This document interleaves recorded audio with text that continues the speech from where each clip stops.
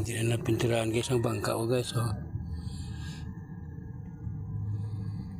Baka mga next week pag medyo mainit na baguhin natin ang pintura nito guys.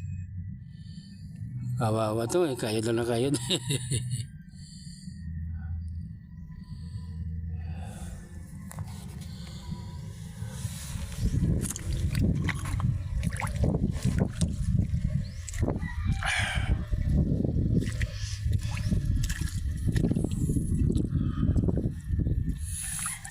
Ito guys, ang ilisig ko guys.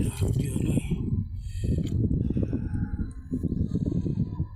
Nakabangga tayo ng ano, ng kawayan sa ano, daanan natin yung kawayan. Yung bangka kasi ano eh, parang harang ang ano, ang kawayan. Hindi nakita ng bangka natin. Kaya ito sa pool medyo may damage yung ano natin nalisi guys. So, mamaya tanggalin ko to.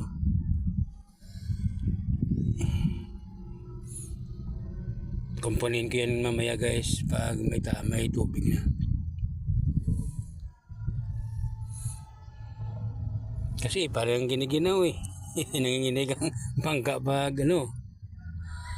Pero pag naayos yun, okay na yun.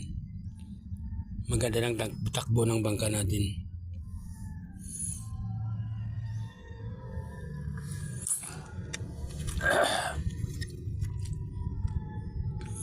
Yun guys, oh, kawawang bangka guys, oh.